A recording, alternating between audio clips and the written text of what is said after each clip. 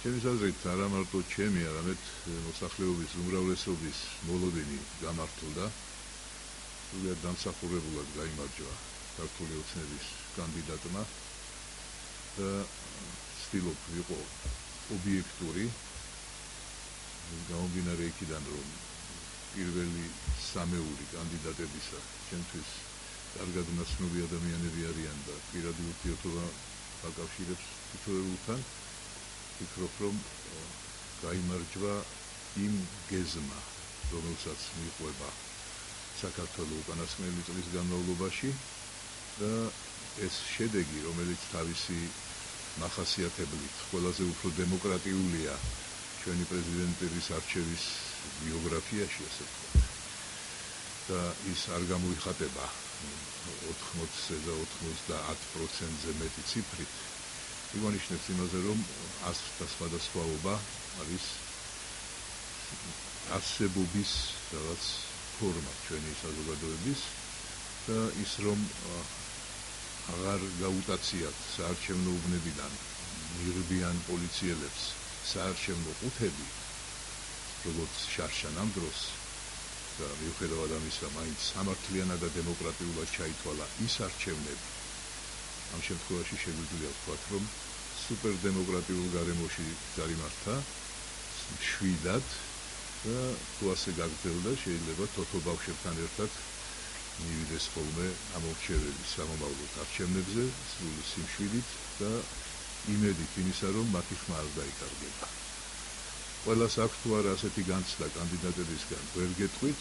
ფაქტია, რომ სამმა კანდიდატმა დაიკავა 95%-იანი ნიშა ფაქტიურად ამ არჩევნებზე.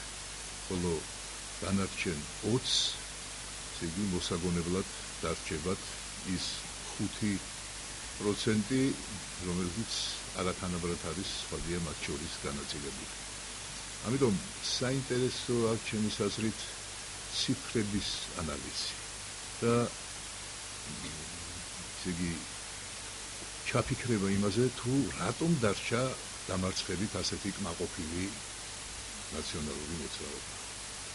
უფრო მეტიც, პოლიტიკური ძალა, რომელიც შარშან ოქტომბერში საპარლამენტო არჩევნებზე აგროვებს 40%-ს, ყოველ შემთხვევაში აგროვებს თუ მოუგროვეს, ეგ სხვა თემაა. ფაქტია, რომ 100-ია დაფიქსირებული. ეხლა იღებს იმის თითქმის ნახევარს და არის ამაყი და კმაყოფილი, რომ მისი რეიტინგი გაიზარდა საქართველოში, მიუხედავად იმისა, რომ მთელი წელი მათ ებრძოდნენ. უბრალოდ 40%-ის 20%-ად გაზრდა მიგვანიშნებს მხოლოდ იმაზე, რომ ასეთი განცხადებები არის მხოლოდ თვითლუსტრაცია იმ პოლიტიკოსებისა, რომლებიც ძალიან კარგად იციან, რომ არავითარი 40% მათ არ მოუგროვებიათ შარშან.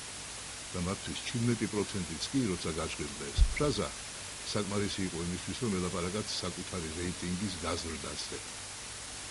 ამდენად, რა ხდება 60%-იან ქართულ ოცნებას ემატება დაახლოებით 2-3% საპარლამენტო არჩევნების შედეგს, ასევე 18% აკლდება ნაციონალურ მოძრაობას და ის ამით უაღრესად კმაყოფილია. ამიტომ ერთ-ერთი შედეგი ამ არჩევნების არის ის, რომ დაირღვა მითი იმის თაობაზე, რასაც თავს გვახევდნენ, რომ შარშანდელი 1 ოქტომბრის არჩევნები იყო სამართლიანი, გამჭვირვალე და დემოკრატიული. ყველანაირი საშუალება გაყალბებისა იქნა გამოყენებული და სწორედ ქართველი ხალხის დამსახურება ის, რომ ამ ტექნოლოგიებმა არ იმუშავა ისე, როგორც ის წინა წლებში მუშაობდა. საუბარია აგრეთვე იმაზე, თუ სად მიდის ეს 15-16%-იანი ნიშა, რომელიც არ არის ამოვსებული ორი პოლიტიკური ძალის მიერ. შესაძლებელია, ეს არის უბრალოდ ყოვლისა შეკითხვა პარლამენტისთვის, რომელიც ცოტა უცნაურ ვითარებაში ჩავარდება სულ რამოდენიმე დღეში, როდესაც ორი პოლიტიკოსი, რომელთა ლიდერობითაც მთელი ეს შემადგენლობა აღმოჩნდა პარლამენტში, პოლიტიკიდან ესე იგი, განშორებული იქნება ასეთ თანამდებობებს და ვისი წარმომადგენლები იქნებიან ისინი გაუგებარია, მაშინ როდესაც 18% მინიმუმ ისინი არც თუ კანონიერად იკავებენ ამ პარლამენტში.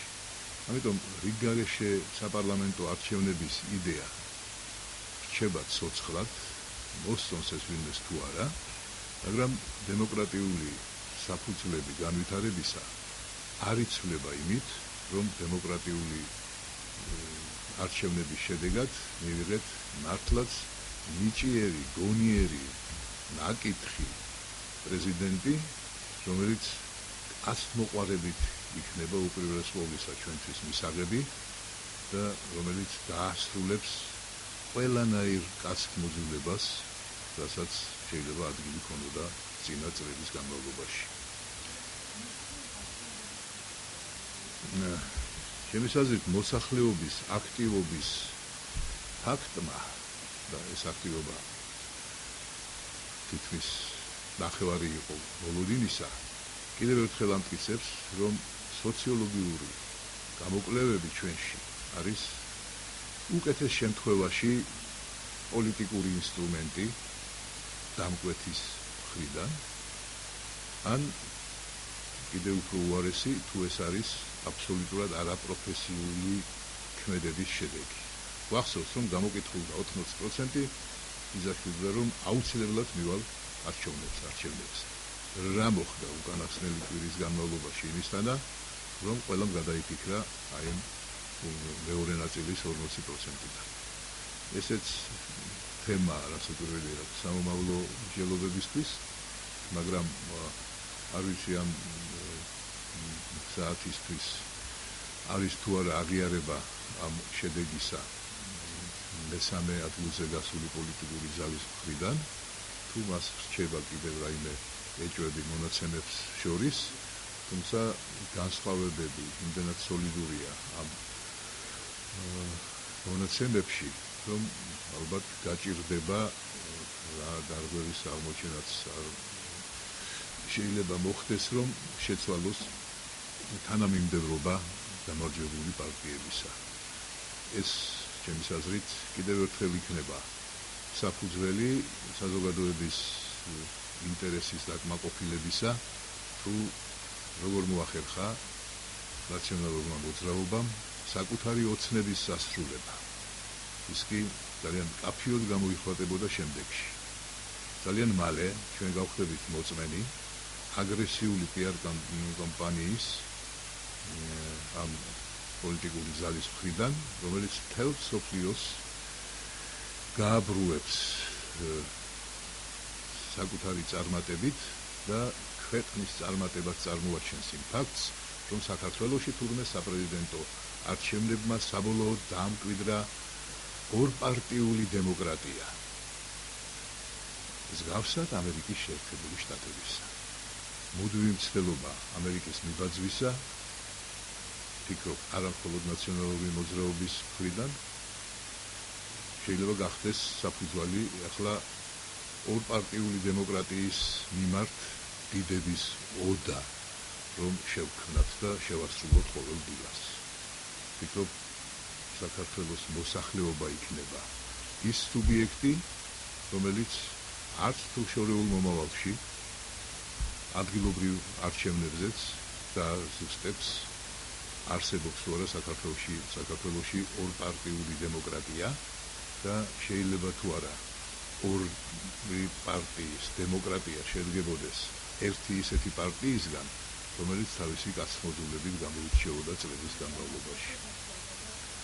კოაბიტაციას ვის როგორ გავაგებინებთ, იმის მიხედვით სხვადასხვა ფორმულები შეიძლება შევიძინოთ.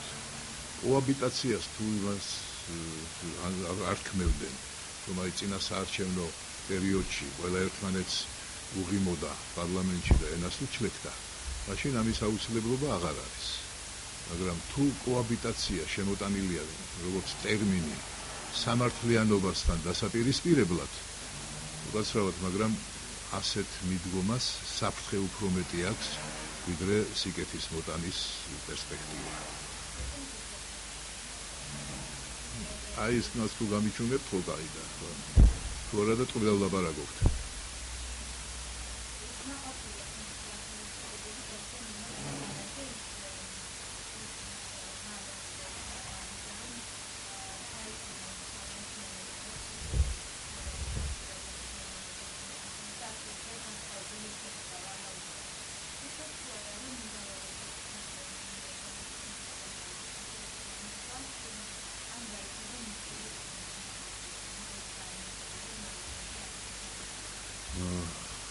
არ მაქვს ინფორმაცია ეს ვარაუდი გადასტურდა თუ რაიმე ცვლილება არის ამჟამად მათ პოზიციაში, მაგრამ ვფიქრობ, რომ ქუჩის აქციები არ იქნება საუკეთესო გამოსავალი თუ გაჩნდა მიზეზი პროტესტის. არსებობს ბევრი სხვა ფორმა და ამ შემთხვევაში მედია დარწმუნებული ვარ, რომ არ დაკარგავს ინტერესს ამ თემის მიმართ. და ამდენად თუ ვირგებთ ცივილიზებულ ფორმებს ურთიერთობისა, მეგონი უმჯობესი იქნება ეს ჯერობის საგანი გახდეს საზოგადოების იმ ნაწილისთვის, ვისთვისაც ეჭვს წარმოსახავს ასეთი ვითარება და შემდგომ იყოს უფრო გავრცელება მისი საზოგადოებაში, ვიდრე წინ სწრებად რაიმე დასკვნების გაკეთება. დიდი იყო რასაკვირველია, არა მხოლოდ მოლოდინი, არამედ სურვილიც ჩვენ საზოგადოებაში, რომ მეორე ადგილი და ორ პარტიული დემოკრატიის ოცნება არ ასრულებოდა ნაციონალურ მოძრაობას, მაგრამ თვითონ ის ფაქტი, რომ წინა არჩევნებთან შედარებით 18%-ით ნაკლები მოიპოვეს და ეს მათი გამარჯვებაა, მეტყველებს იმაზე, რომ პერსპექტივა ორ პარტიული დემოკრატიის ძალიან ეფემერულია ჩვენს ქვეყანაში.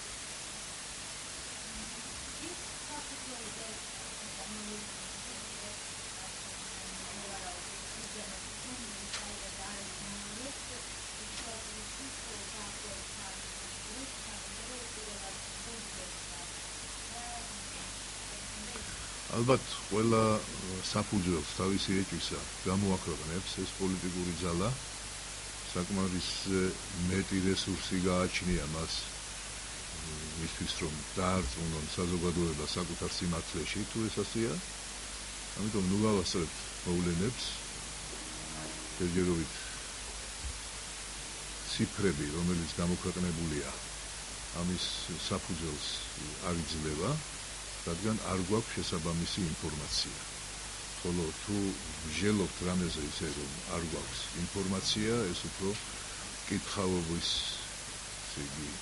საფუძველი შეიძლება იყოს და ისიც მახსოვს ქალბატონი ნინოსგან განსხვავებული, რომ თუ ჩვენი მარცხი იქნება სამართლიანი, ჩვენ გამარჯვებულებს მიულოცავთ. დარწმუნებული ვარ, რომ საკუთარი შედეგების შეფასებაში ამ პოლიტიკური ძალის ლიდერები, რომლებიც სარგებლობენ შესაბამისი პატივისცემით საზოგადოებაში, იქნებიან ობიექტური.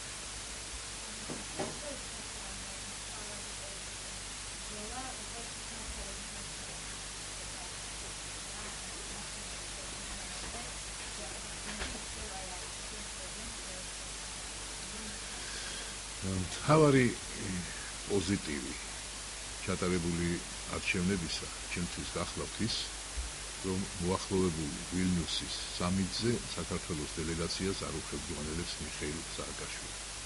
და მთავარი ნეგატივი ჩემთვის არის ის, რომ არსებობს კვლავ დიდი ალბათობა იმისა, რომ ორხელისუფლებიანობის რეჟიმს კვლავ ჩაებღაუჭება ნაციონალური მოძრაობა და გარკვეულწილად, გასაკვირველია, შემცირებული მასშტაბით, მაგრამ მაინც მოუწევს თავის მართლების რეჟიმში დარჩენა ქართულ ოცნებას.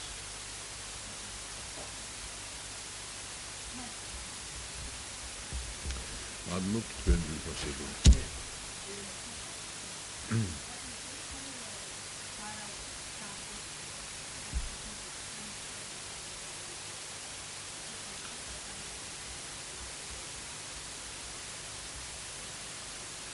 ეხლა სიტუაცია შეიცვალა მას შემდეგ, რაც საარჩევნო კამპანიის დასკვნის ნაწილში ყველა შეხვედრაზე ბატონი მარგველაშვილი ცხადდებოდა ბატონ ივანიშვილის თანხლებით. და ჩვენი ამორჩევლის ცნობიერებაში საბოლოოდ დამკვიდრდა იდენტურობა ამ ორი პირის. დასაკვირველია, სხვა კანდიდატებს შეეძლოთ დაემართებიათ კონკურენტი, მაგრამ არა სახელმწიფო. ამ შემთხვევაში ბუნებრივი იყო შედეგი, რომელიც დადგა და თავად ბატონ ივანიშვილის ესეთი საინტერესო შეთავაზება, რომ თურმე ეს არა მარტო არჩევნები იყო პრეზიდენტის, არამედ მისი საქმიანობის შეფასება, ეს ცალკე ხელობის საგანია, რამდენად კორექტულია ასეთი განცხადება არჩევნების წინადრეებში, მაგრამ დასაკვირველია, ზემოქმედების მქონე იყო შედეგს. ასეც უნდა ყოფილიყო. და მე უფრო ის მიკვირს, რატომ მივიდა ასე ცოტა ხალხი არჩევნებზე, თუ ყველამ გაიგო, რომ ეს იყო შეფასება ივანიშვილის საქმიანობისა. ამ შემთხვევაში მე არ გამიკვირდებოდა 70-ზე მეტი პროცენტის მიღებაც. ამიტომაც როგორც ჩანს, ეს ვარაუდი არ იყო გათვალისწინებული წინასწარ კოაბიტაციაში მყოფი პიროვნებებს შორის, რომლებიც გარკვეულწილად წყებსავდნენ ამ პროცესს.